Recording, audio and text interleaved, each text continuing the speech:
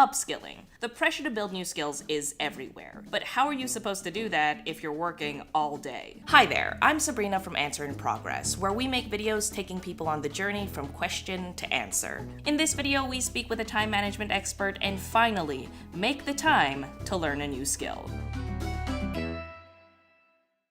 Hi there, I'm Sabrina from Answer in Progress, and I love learning. I love it so much that I actually built a whole business around it, a media production company that walks people through the process of asking a big question and then answering it. It's great, except sometimes I find myself so busy running this business, answering emails, taking meetings, whatever, that I don't actually have much time to learn new things. And I'm not alone.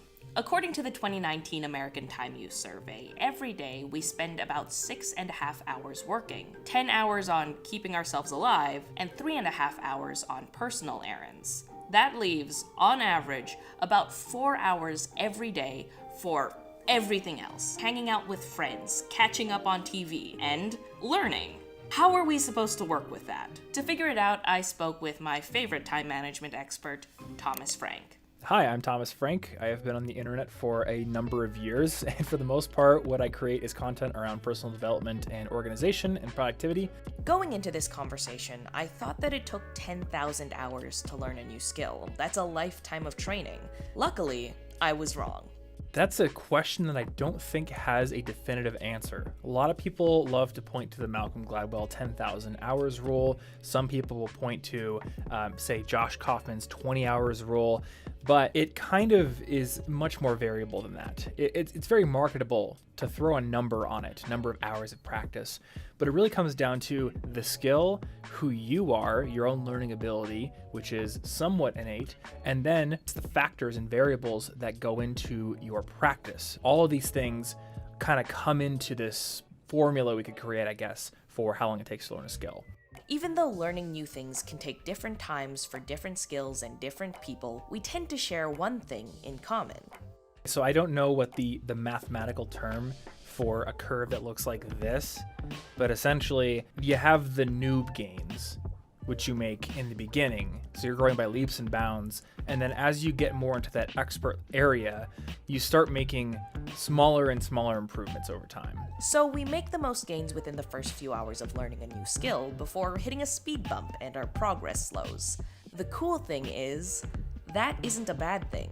Instead, it can be viewed as a milestone, where you know enough that you can recognize your skill level is where it needs to be, is worth more effort to improve, or that your energy is better directed elsewhere. But even though we don't need that much time, how can we find it with a fully loaded schedule? So a couple of things that have helped me, because I was building my blog when I was a full-time student, and even when I had a full-time internship, 40 hours a week, I was still building my blog.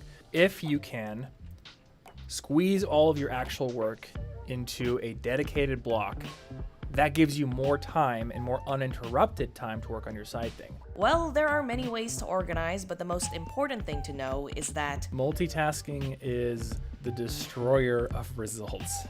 Your brain can't multitask, or rather it can't multifocus. You can actually multitask. I can breathe and I can talk to you right now. I might even, if I practice enough, be able to juggle and talk to you right now. But that's because one of the things I'm doing has become an unconscious behavior. You're kind of like a single processor or single core CPU. A single core on your central processing unit cannot do two things at once. So it creates the illusion that two things are happening at once when you multitask on your computer by hopping back and forth between tasks incredibly quickly. Unfortunately, your brain can't do it very quickly, so you sort of incur what's called this cognitive switching penalty. There's like this attentional residue of the previous task that you're left sort of mulling over as you're trying to sink into the new task. It's going to take you maybe 10-15 minutes to get rid of all that attentional residue from whatever you switch to and get back into the flow of things. So, try to organize your schedule to minimize the number of times you switch tasks and avoid overlaps and multitasking. You can also try and build the skill during work hours. Find projects that exist in the intersection of your current abilities and the one you want to build. Or reach out to coworkers who have that skill. You could make a friend in the process. Finally, you can reassign your leisure time, spending a little less on social media and a little more on learning. With that knowledge in mind, I finally made the time to learn a skill I've always wanted. Digital marketing. I have worked in digital media for over 6 years now. I can make stuff like this. But at the start of the week, I had no idea how to market it. I was under the impression that a good product can speak for itself, but then I spent the rest of the week learning just how wrong I was. Now, if learning new skills like that is of interest to you, make sure to subscribe and hit the notification bell, because this channel is all about empowering us to level up our careers and abilities. Let's talk about day one. My week started off with 3 hours of kickoff meetings and stand-ups for all of the projects that I'm involved in. Honestly, I was really tempted to start upskilling with my mic muted and my camera off, but then I remembered, no multitasking. So instead, I used Primer, Google's free bite-sized mobile learning app. I took a digital marketing mini course. The lessons are only about 5 minutes long, so it's really easy to do in between meetings or during meals. By the end of day one, I had spent 30 minutes skill building. So for the next few days, I continued to take Primer courses in between meetings. However, I also learned that I could cram a little bit more study time by eating my lunch a little faster and staying at my desk for a little bit after work. During any longer stretches of time, I also took free virtual workshops using Grow with Google on Air. By the middle of the week, I'd already spent 6 hours skill building. On Friday, I actually built the skill into my work hours by assisting Taha. He's in charge of our company's marketing and growth strategy using browse optimization. That entire process made me really appreciate how important marketing is to the business we own together. Like, in a world where there are dozens of people doing what you do as well as you do it, digital marketing is one of the only ways to stand out. So by the end of the work week, I had spent 8 hours skill building. Finally, it was time for the weekend. Now, I usually start my weekends by just laying in bed and letting the morning roll by. Except for this weekend.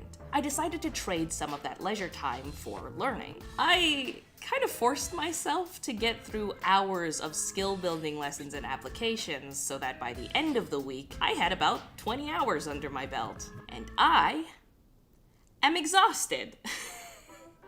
In terms of knowledge and ability, I am definitely in a better place than I was at the start of the week. I have a bunch of ideas on how to market my business, and I now have the skills to do it, kind of. But with the way I'm feeling right now, I'm kind of worried that I'm too burnt out to start.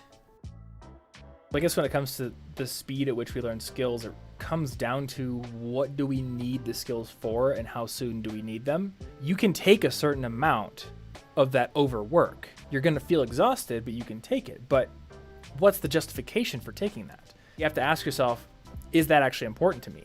Am I trying to learn a skill because I saw somebody on social media do it and now I'm jealous of them or I want to be like them? Or does it really matter to me? Is it going to make my life better? Is it going to make my average day better?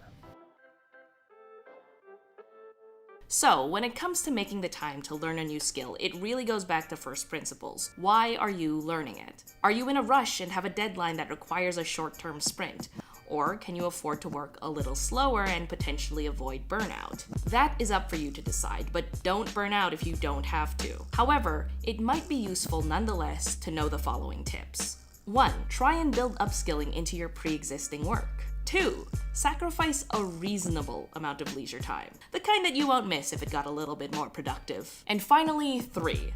Avoid multitasking. Don't do it. If you focus on learning, you will learn faster. Learning while working is tough, and it can feel slow or exhausting, or honestly, both. But just remember why you are doing it, and let that guide the pace on your journey to a new skill. Good luck. Have you seen the rest of this series? We've already covered maximizing career capital and assessing if your job is right for you, and next week we're going to be talking about techniques to effectively build skills. Be sure to catch that. Now, if you want professional training from Google where you could learn anything from UX design to data analytics at your own pace, be sure to check out the Google Career Certificates program. It'll be linked in the description alongside the other resources mentioned in this video, like Primer and Grow with Google on Air. But either way, have a lovely day.